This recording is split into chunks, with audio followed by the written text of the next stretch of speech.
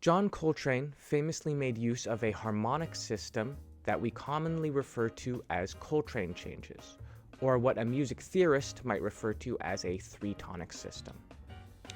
Coltrane spent the majority of his career developing this system, and it has since become a staple of the jazz lexicon, known for its difficulty and rapidly changing key centers. But what exactly is a three-tonic system, and why is it so interesting that John Coltrane would spend the majority of his career in its mastery?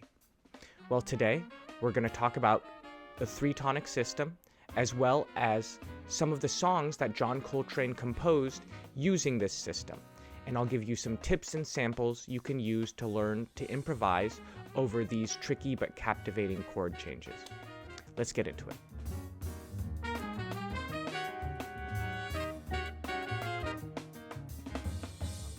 Before we talk about Coltrane changes and tonic systems, I think it's best that we start by taking a look at our circle of fourths and fifths. Something that we should know about our circle of fourths and fifths is that key centers that are closer together on our circle we tend to hear as being more intimately related to one another. For instance, if I'm in the key of G major, I can travel freely back and forth with the key of C major or D major,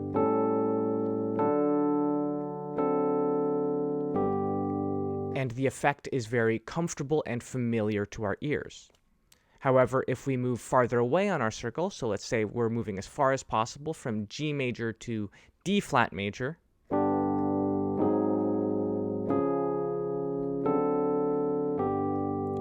the effect is much more striking to our ears. One way I like to quantify the difference between any two key centers is to consider the modal relationship between the two. For instance, if I'm in the key of G major with one sharp, and I'm traveling to the key of E flat major with three flats, this is similar to traveling from G major to G Phrygian.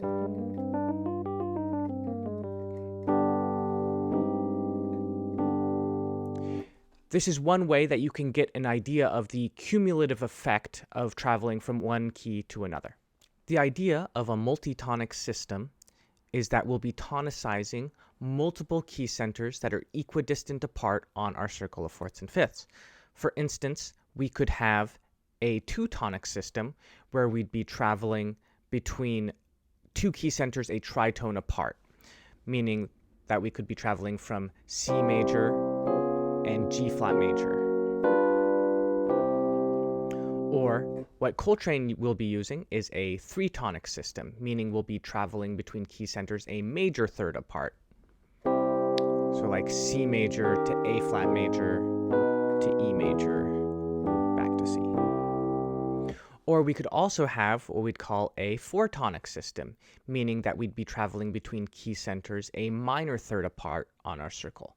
So that would be like going from C major to A major to G flat major to E flat major and back to C.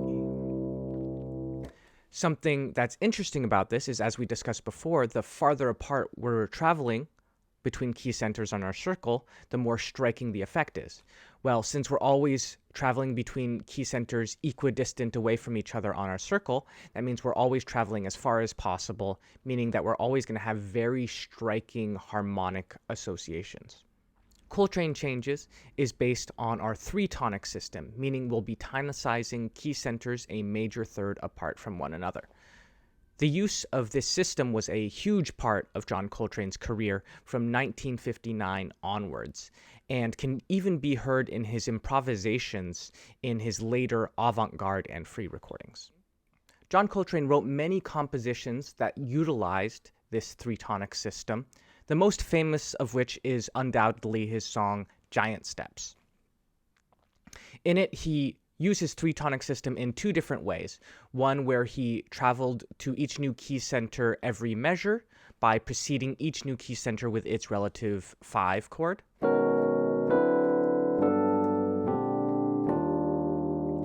Or where he traveled upwards in major thirds every 2 measures by preceding each new key center with its relative 2/5.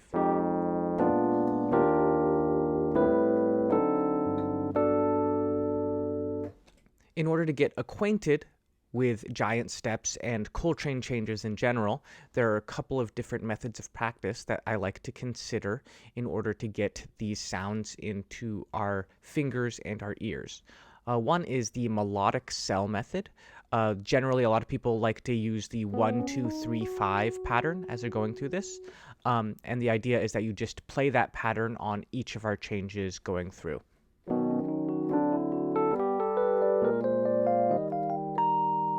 This is a method that you can very plainly hear in John Coltrane's improvisation over this song. Another way that I like to consider practicing over giant steps and Coltrane changes in general is to take a pattern that we can transpose through our changing key centers. So for instance, I might do something like...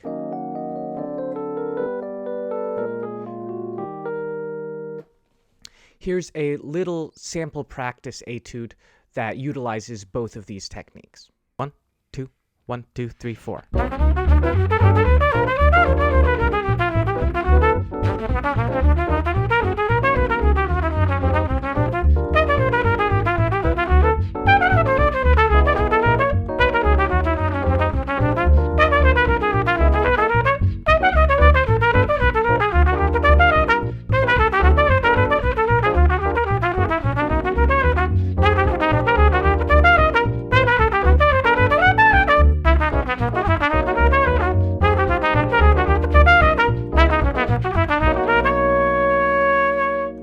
Hi there, I hope you're enjoying this video on Coltrane changes and tonic systems.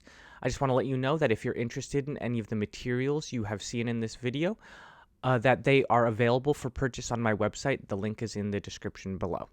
Also on my website you can find all of my other materials from my previous videos on jazz improvisation, as well as a contact form if you're interested in private lessons. Thanks. Many of the songs that John Coltrane composed using his three-tonic system are actually based on the chord progression to other popular jazz standards, arguably making them contrafacts of those songs. For instance, John Coltrane's 26-2 is based on Charlie Parker's Confirmation. Fifth House is based on the chord progression to Hot House, which is in turn a contrafact of What Is This Thing Called Love. Satellite is based on the chord progression to How High the Moon. And Countdown is based on the chord progression to Miles Davis's Tune-Up. By analyzing these harmonies and comparing them to the original songs, we can get a glimpse into the way that John Coltrane thought about harmony. For instance, let's compare the harmony from Satellite to the original standard, How High the Moon. Notice where the harmonies intersect, usually at the beginning of four-measure phrases, or just before, in order to prepare the resolutions.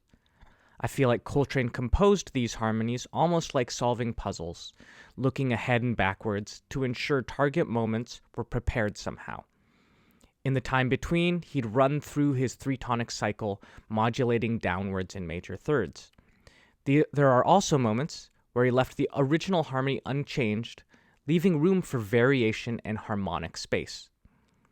One of my favorite parts of this piece is the inclusion of an 8-measure pedal point at the end of the form, creating a moment of breath and freedom at the end of this otherwise constantly modulating form.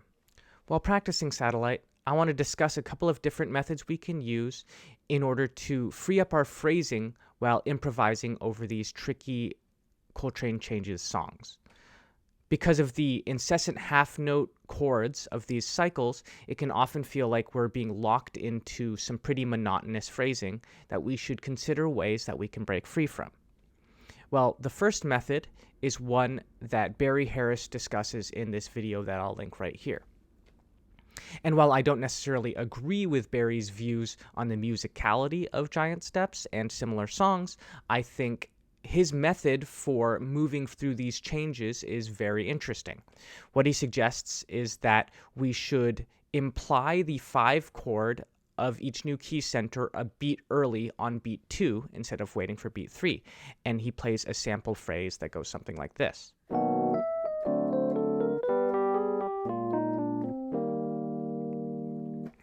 We We can see a little bit of how this method allows us to free up our phrasing and to play a little bit more familiar vocabulary over those 5 chords. Another way we can free up our phrasing is by using over-the-bar line phrases. We can attain this by using melodic rhythms that fit into another time signature on top of our 4/4, like using 3/4 on top. Here's a little sample phrase.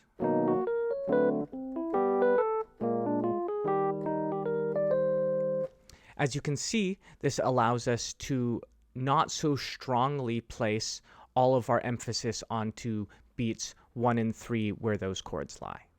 Here's a sample improvisation over the changes to Satellite using both of these phrasing methods. 1, 2, 1, 2, 3, 4.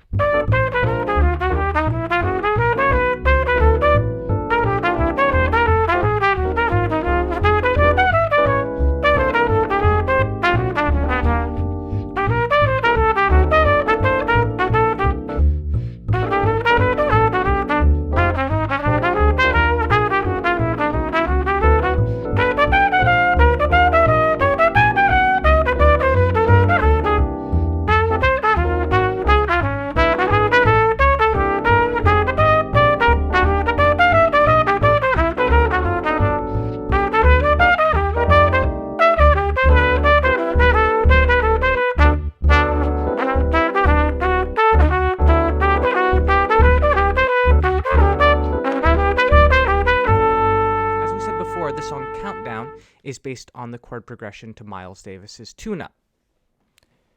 This particular composition is interesting because it represents a reharmonization of a 2-5-1 chord progression within Coltrane's 3-tonic system, meaning it is very useful for improvisers who want to imply the Coltrane cycle in their own improvisations over other jazz standards. So, if you go to a jam session and really want to sound hip and make a bunch of jazz heads freak out, you can imply Coltrane Changes over a 4-measure 2-5-1 using these changes. But I also don't recommend doing it too much, or you can become labeled as that guy at the jam session. Here's a sample improvisation using all of the methods we've discussed in this video over the changes to Countdown.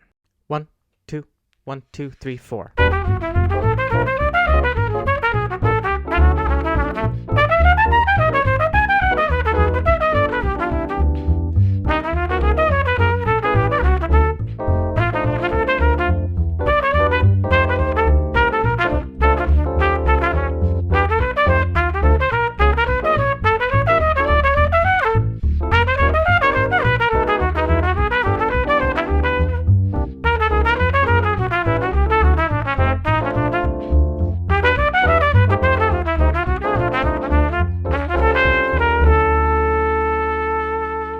Thank you so much for watching this video. I hope it's explained some things about Coltrane Changes and tonic systems, and some different ways that we can practice improvising over these systems. If you're interested in any of the materials from today's video, please remember that they are available for purchase on my website. The link is in the description below, along as all of my other materials from my previous videos on jazz improvisation, as well as a contact form if you're interested in private lessons. Thank you very much, and happy practicing.